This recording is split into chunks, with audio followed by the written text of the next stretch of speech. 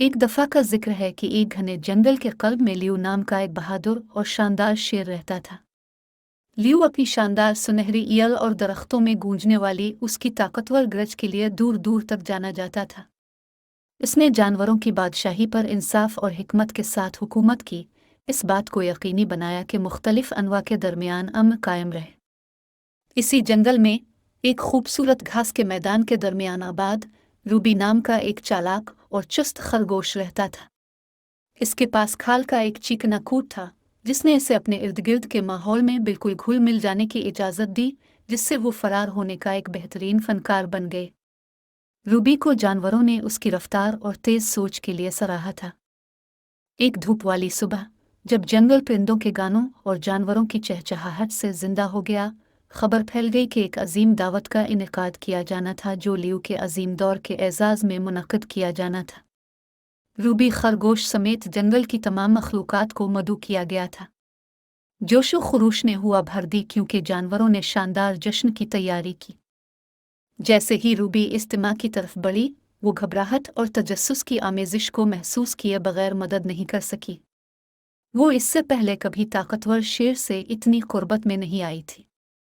ताहम इसकी फर्तीली फितरत ने इसे अपने खौफ पर काबू पाने की इजाज़त दी और उसने एहतराम और तारीफ के साथ लियू से रुजू करने का फैसला किया। जब रूबी दावत में पहुंची तो उसने देखा कि एक खूबसूरत शेर एक लंबी मेज़ के सरहाने बैठा है, जो मज़ेदार फलों, सब्जियों और असीला गोश्त से मुज़य्यन है। फ़िज़ा में महक भरी हाज़री में मौजूद तमाम मखलूक़ात के होश व हवास को मायल कर रही थी। रूबी के मुंह में पानी आ गया, लेकिन वो जानती थी कि उसकी जगह गोश्त खोरों में नहीं है।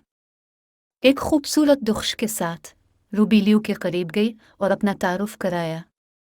लियू एक अक्लमंद हुक्मरान होने के नाते इसका गर्मजोशी से इस्तकबाल किया और उसकी हिम्मत की तारीफ की। वो इसकी आंखों में ज़हानत और वसाइल को देख सकता था। रूबी ने बदले में लियू की क़ियादत और बहादुरी के लिए अपनी तारीफ का इजहार किया। जैसे ही दावत शुरू हुई, लियू ने देखा कि रूबी के पास खाने के लिए कुछ नहीं है। इसे इस छोटे खरगोश के लिए हमदर्दी का एहसास हुआ, जिसने इतनी इज्जत और आजिज़ी का मुजाहिरा किया था। अपनी भूख को महसूस करते हुए लियू ने अपने हाज़रीन को हुक्म दिया कि वो रूबी से लुत्फ़ अंदोज़ होने के लिए ताज़ा सब्ज़ और मीठी गाजरों से भरी हुई प्लेट लेकर आएं। रूबी शेर की सखावत से मुतासिर हुई और उसका बेहद शुक्रिया अदा किया। वो जानती थी कि एहसान का ये अमल लियू के आला किरदार और उन अक़दार का सबूत है जो उसने अपनी बादशाही में बरकरार रखी थी। इस दिन से आगे लियू और रूबी ने एक गैर मुतवक्के दोस्ती कायम की। लियू ने रूबी की चुस्ती और चालाकी की तारीफ की और रूबी ने लियू को एक सरपरस्त और मुहाफ़िज़ के तौर पर देखा। वो अक्सर घास के मैदान में मिलते थे, जहाँ लियू अपनी हिकमत और तजुर्बात शेयर करता था और रूबी इसे अपनी मुहिम जोई और तंग फरार की कहानियों से महजूज़ करती थी। उनकी दोस्ती जंगल के दूसरे जानवरों के लिए एक इल्हाम बन गई, जैसा कि इसने जाहिर किया कि यहाँ तक कि सबसे ताकतवर और छोटा भी मुश्तरका ज़मीन तलाश कर सकता है और बामानी रवाबित कायम कर सकता है।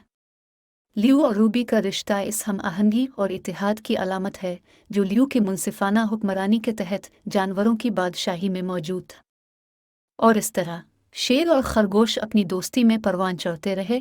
उनकी कहानी जंगल की हुदूद से बहुत आगे तक फैली हुई थी, जो एक याद दहानी के तौर पर काम करती थी कि मेहरबानी और इफ़हाम व तफ़हीम किसी भी तक़सीम को ख़त्म कर सकती है, चाहे वो कितनी ही वसी क्यों ना हो।